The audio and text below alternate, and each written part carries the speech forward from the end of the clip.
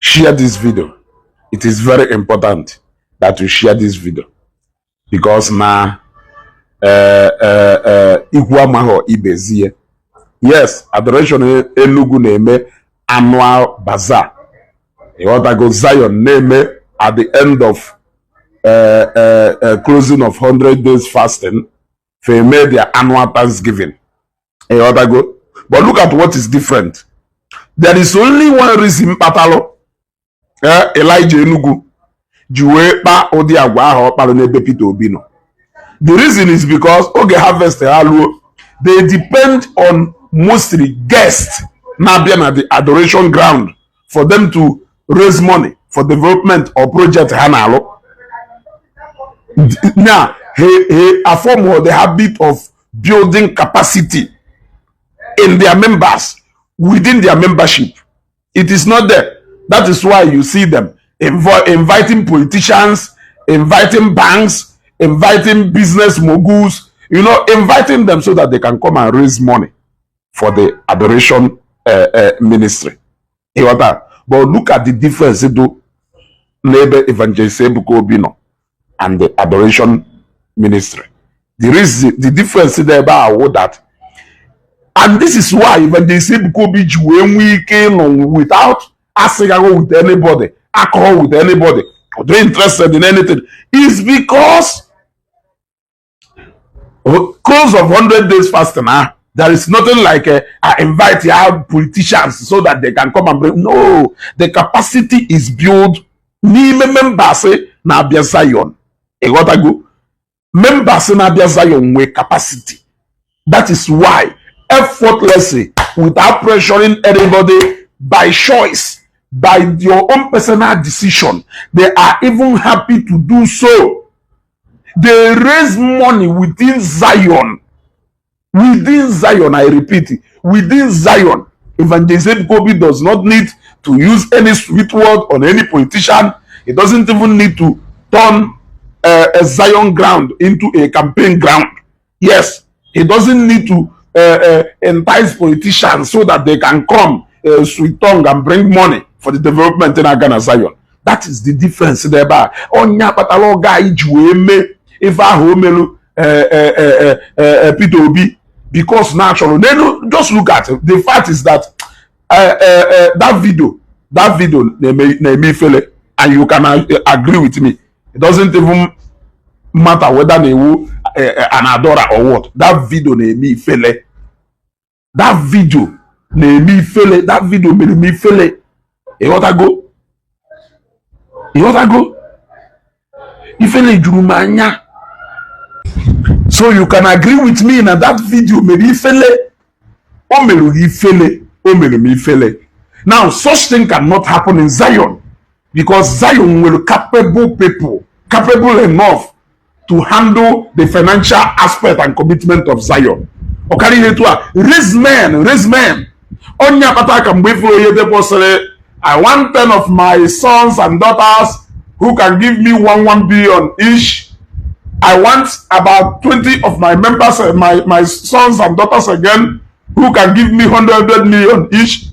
Those people came out because no man, always go massive, capable of fitting into that problem. Just like Winners Chapel, Zion Ministry. Giving or donation is not for everybody. It is for those people who are capable. Zion ada yego. Money na Abia Zion na holon ka ye wole. So if Evangelist Ebuka Obino need to hit on Zion ground to campaign ground, where you invite different politicians to come. Now, let me tell you, I invite the politicians intentionally. Okay, we now because now man politician on appear back. No members are not capable of influencing people. At all, no eba na hunt ego.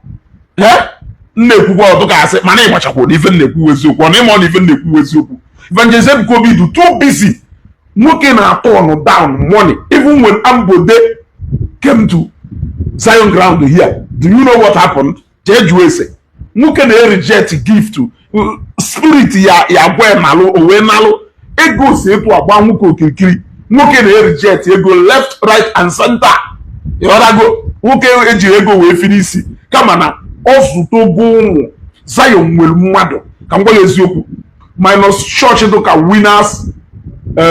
Winners Chapel and Redeem. I don't think no nwere another congregation na Nigeria nwere successful members karịa Zion Ministry. Ịrụ ụka ịfụnanya ịgwachakwa nwa asịrị na ndị rụrụ ụka na nke ikpeazụ a mechara fụnanya na ndị rụrụ ụka mechara kwere ịghọtago Zion ada ego to there. They bring money and finance their project from within. They don't need to go outside there. Oh, maka nwa ya wee pụta na asị ndị Zion ndị agụ ndị oga if you etc go collect ọkwụji okuko wo onidiri ije ku politicians niile kwuo ndị mmadụ from outsiders just to come and raise money for church ebe ọma na onwe capable members who will be willing intentionally to give in without even pressuring anybody, without having to dance together for somebody, without without a sour. He doesn't need to do that. But the same could be more busy and more committed to even have time for such kind of things. You want to go? So, mbo maketa nenerie ifere na emem ngwa uzie na omehori ifere kwonu o mem ifere. I'm still coming back to analyze that video because that video mmechalo oro at the end and no voice ife mkuru mere m nghọta na people na do more interested in what I will say than even the video they go say ha. So I will come back to analyze that video in a constructive way and not in a malicious way.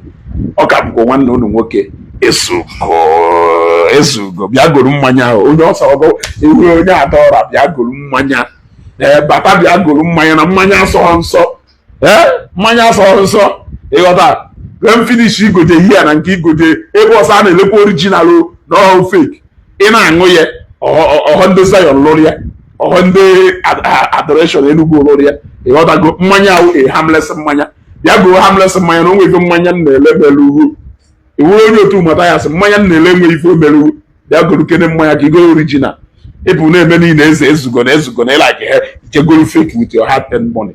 Ọ ga-akwụkwọ nwanne unu nwoke esugo. Share this video.